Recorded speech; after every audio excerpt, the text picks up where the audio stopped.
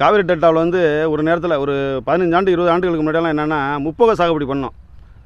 கடுமையான ஒரு உற்பத்தியை நாங்கள் காவிரி டெல்டாவில் கொடுத்தோம். இப்போ தற்சமயம் என்ன நடக்குதுன்னா, கர்நாடக அரசு எங்களுக்கு முறையான தண்ணியை கொடுக்காதனால மிகப்பெரிய பாதிப்பை நாங்கள் சந்திச்சுட்டு இருக்கோம். தமிழ்நாட்டு விவசாயிகள், காவிரி டெல்டா பகுதியில் இருக்க விவசாயிகள்.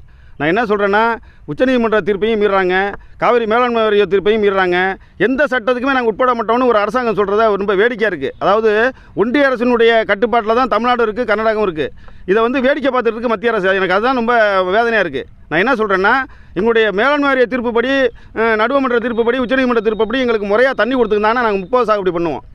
இதை வந்து இப்போ பார்த்தீங்கன்னா, இந்த கர்நாடக முதலமைச்சர் வந்து மேகதாட்டில் அணை கட்டிவே திருவங்கிறாரு. ஏற்கனவே பல அணையில் கட்டதுனால தான் நாங்கள் பாதிக்கப்பட்டிருக்கோம். தமிழ்நாட்டு விவசாயிகள் கடுமையான வேதனைக்குள்ளாக இருக்கும், கடுமையான வறட்சியை சந்திக்கிற மாதிரி ஒரு சூழ்நிலை இருக்கும், பொருளாதார இழப்பில் இருக்கும். நான் என்ன சொல்கிறேன்னா, இந்த கர்நாடக முதலமைச்சர் சித்தராமையா வந்து தொடர்ந்து இது மாதிரி இதை சொல்லிக்கிட்டு இருக்காரு. நாங்கள் பூர்வாங்கமணியெல்லாம் முடிச்சுட்டோம், அடுத்த கட்டம் அணையை கட்டுறதுக்கான வேலையை பார்ப்போம்னு ஒரு துணிச்சலாக சொல்கிறாரு.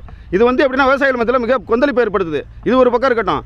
அடுத்தது பார்த்தீங்கன்னா, கன்னட சல்வாலி அமைப்பினுடைய வாட்டாள் நாகராஜ் நேற்று ஒரு செய்தி கொடுக்குறாரு. என்ன கொடுக்குறாருன்னா, கர்நாடகத்தில் மேகதாட்டு அணையை நாங்கள் கட்டியே திருவோங்கிறாரு. அதை வந்து 1 மாதம் டைம் கொடுக்குறாரு. கெடு விதிக்கிறதுக்கு யாருன்னு கேட்குறேன் நான். அதாவது 2 மாநிலத்தில் உள்ள விவசாயிகளுடைய ஒரு வாழ்வாதார பிரச்சனை இது, புரியுதுல இல்லையா?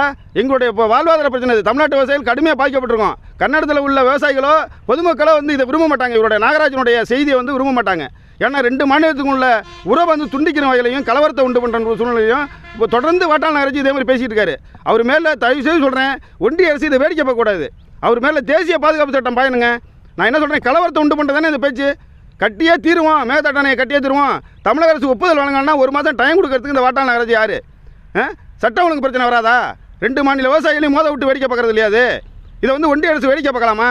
உடனே அவர் பேரில் நடவடிக்கை எடுக்கணும், இல்லைனா மிகப்பெரிய கடும் விளைவுகளை சந்திக்க வரணும். நான் வாட்டாள் நாகராஜ் ஒன்று சொல்லிக்கிறேன், நீ உன்னால் முடிஞ்சால் கர்நாடக மேகதாட்டு அணையை கட்டி பார்ப்போம். அதுக்குள்ளே வரல பின் விளைவுகளை கடுமையாக சந்திக்க நேரிடும். இதை ஒரு எச்சரிக்கையாக சொல்கிறேன். இதை வந்து ஒன்றிய அரசு வேடிக்கை பார்த்துக்கிட்டுன்னா நிலைமை ரொம்ப மோசமாகும். தமிழ்நாட்டு விவசாயிகள் வந்து நம்மளுக்கு எதையும் விட்டு கொடுக்க நாங்கள் தயாராக இல்லை. எங்களுக்கு எப்படி இதை சந்திக்கணும்னு எங்களுக்கு நல்லாவே தெரியும்.